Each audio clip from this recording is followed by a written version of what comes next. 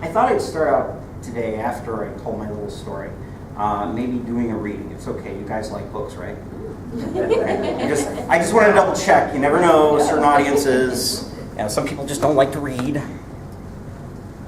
And this was new over the next few years. You have to have that, otherwise you can't see anything. So this is actually, I'm going to read you the first, I don't know, maybe I'll do the first 2 chapters of Riapoke and see what you guys think. The first chapter is like pretty darn short. The dangers of camping. The morning shone through the canopy of trees like beautiful cascading mini waterfalls of light. Had they not been so low on provisions, Carl Jensen might have allowed a lengthier stay in the warmth of the sleeping bag next to him. The sleeping mat belonging to Mary Conway, a stunning brunette he'd befriended on the trail, lay unrolled. Ordinarily, he wasn't into one-night stands. However, this relationship stretched out the better part of a week. Mary grew on him. She must have gotten up the tent camp. Carl pushed the tent flap aside, revealing a beautiful mountain vista. The spot was Mary's idea. Consulting the map in their cross-country hike, the trail curved slightly inward into the Virginia forest, near a lake and a small town. The lake promised a place to run water through a filter, and the town, although small, provided a place for additional provisions and a hot meal for the 2 of them. Reconstituted trail food tasted all right. However, a burger and fries really helped them push farther down towards their destination. The campsite stood 75 feet off the main trail in a little stand of pines. The trees provided a nice windbreak from the breeze blowing off the mountain. From a small break in the trees, Carl made out the tops of houses and buildings in the distance, as well as a taller structure featuring a large neon coffee cup, suggesting a cafe or a restaurant. Pulling the laces of his boots tight, Carl stretched and sat for a minute, enjoying the serene picture the cityscape painted. Glancing around, Mary wasn't in camp. While nothing more than a summer fling, a little notice that she had left for town ahead of him was certainly the polite thing to do. Turning toward the back of their campsite, Carl was just about to walk off into the underbrush with a roll of toilet paper and a metal trowel when something stopped him. Mary's pack, boots, and hiking stick were leaning neatly against the fallen log. While he knew little about Mary, no good hiker ever went anywhere without a pair of trusty boots and a hiking stick. It didn't make sense. Wondering briefly if Mary took off running around naked in the woods made Carl smile. Mary had proven wildness incarnate. This summer stood out as one of the more memorable adventures he had. Walking toward the dark woods for a morning constitutional, the rubber sole of his boot stepped in something wet and squishy. As a side note, there's never anything good wet and squishy in a forest, just saying. Hoping the noise hadn't come from an unfortunate run-in with bear or fox poop, he stooped to examine the dark, slick liquid. It looked like reddish oil. Likely a logger's vehicle probably broke down here, and the careless asshole just let it leak fluid from a broken line or something. Some people are so inconsiderate. Something else caught his attention. A few feet away from him, in the shade of a tree, a clump of fur lay balled up in the dark, fairly long for an animal, its brunette color marred by only streaks of blood and dirt that matted the fur. The metallic smell of blood stung Carl's nostrils. "What the frig?" he exclaimed to no one in particular.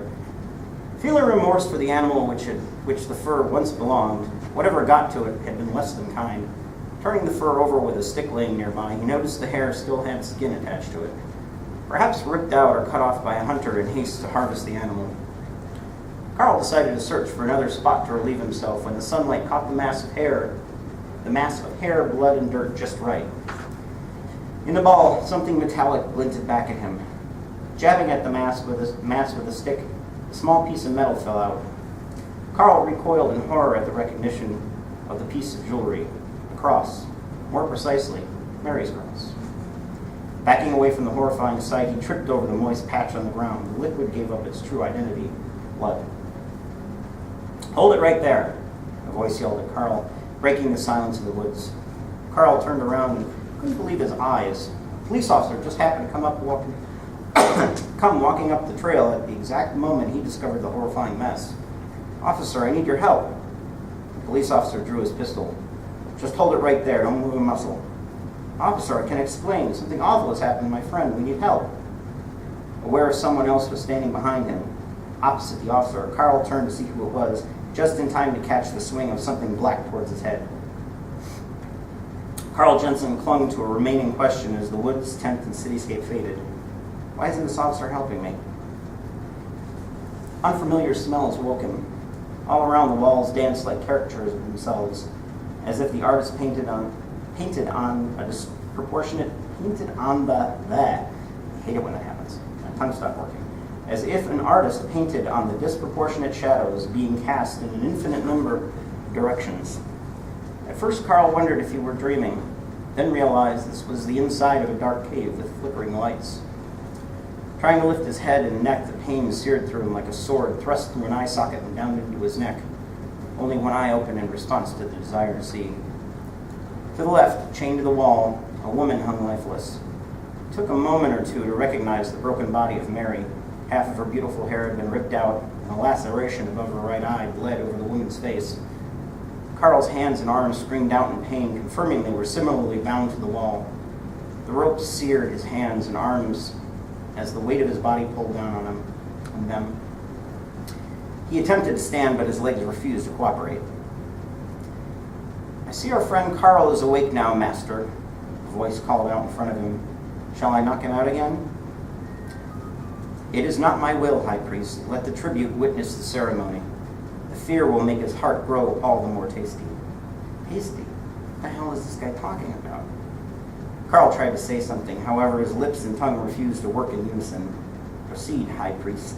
Deep voice bellowed through the cavern. Yes, Master. The black-robed figure moved forward. Two other figures emerged from the side of the cave. Their robes were white, in contrast to the other man, and looked like monks' robes with Native American ornamentation.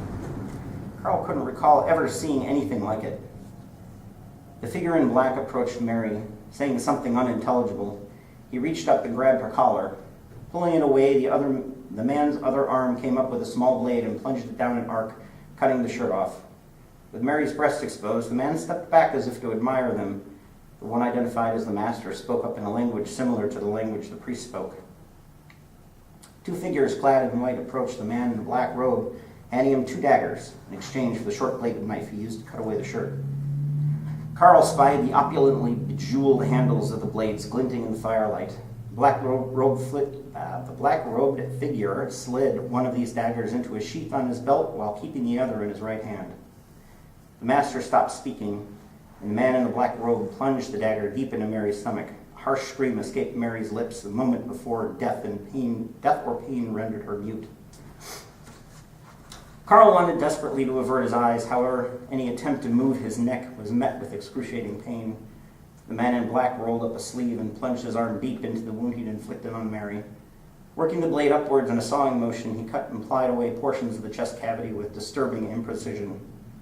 Mary's innards spilled out on the floor with a sickening pile of human tissue. The sleeves of the black robe became slick as they sopped up more and more of the blood from the gruesome display. The robed figure held up Mary's excavated heart. At this heart, I thank thee for the most holy of sacrifices. I declare this heart holy and this sacrifice worthy of our Lord, the Master. Turning from the now still body, the man in black brought the heart to the altar in the front of the cave. Carl tried to follow the ghastly proceedings. However, the injuries from the beating he'd received proved so severe that even the simple act of lifting his head hurt too much. The Master let out a sigh, clearly satisfied. In the briefest of moments, the man in black stood before Carl.